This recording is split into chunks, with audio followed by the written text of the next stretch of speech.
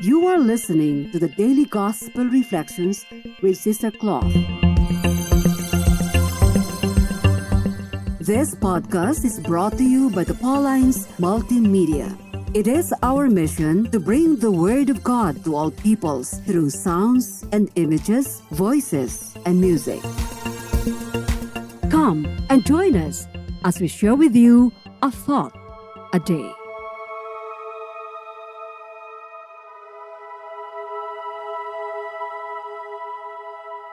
Our gospel for today is taken from the Gospel according to St. Mark, chapter 1, verses 29 to 39.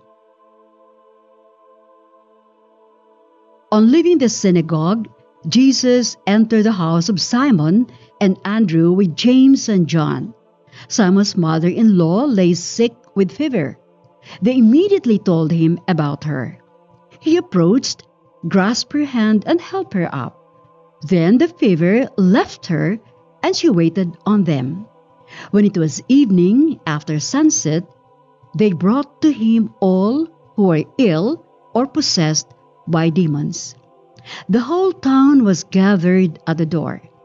He cured many who were sick with various diseases, and he drove out many demons, not permitting them to speak because they knew him. Rising very early before dawn, he left and went off to a deserted place where he prayed. Simon and those who were with him pursued him, and on finding him said, "Everyone is looking for you." He told them, "Let us go on to the nearby villages, that I may preach there also. For this purpose have I come." So he went into their synagogues, preaching and driving out demons throughout the whole of Galilee. A very happy and blessed Sunday. Reflecting on today's reading, I imagine Jesus and the rest of the disciples are exhausted. As soon as they left the synagogue, St. Mark says, they entered the house of Simon and Andrew and continued ministering to the people. The work of Jesus continued even after sunset. People brought those who were sick and possessed by demons for Jesus to heal. I wondered if Jesus and the disciples even had a little nap before they proceeded to the neighboring towns the following day, because St. Mark says, in the morning, while it was still very dark, they were all set for work again. But before anything else, Jesus did something impressive. He got up and went out to a deserted place, and there he prayed. Thought-provoking. After all the back-breaking tasks and fatigue, Jesus did not omit prayer. How many of us are workaholics?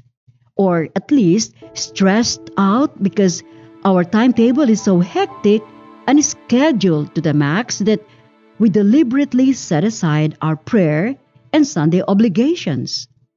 This problem is especially true after the pandemic, when the office settings have entirely changed.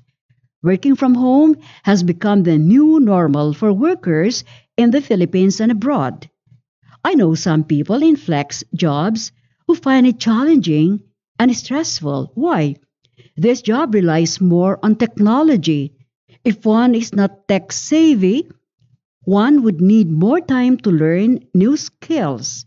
They also find it challenging to ask for help virtually because they badly need personal contact for nitty-gritty questions. All this put together add up to their anxiety and distress. That's why when I asked them about their spiritual work, they could only say, "I honestly have very little time to think about God. I even find little time for my kids and other at-home responsibilities."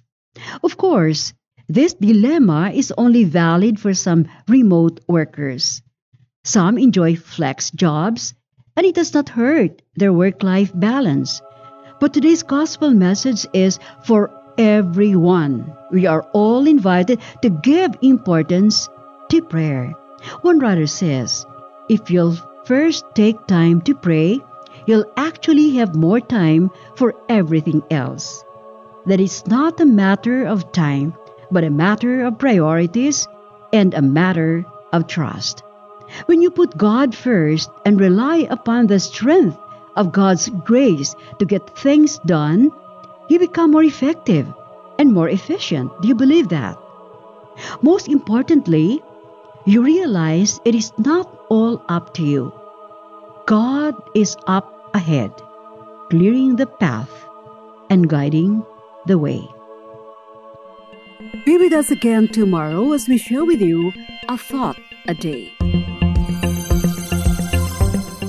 Meanwhile, you can follow us and listen to other Apple and Google podcasts on Spotify, produced by Paulines Multimedia. Have a good day.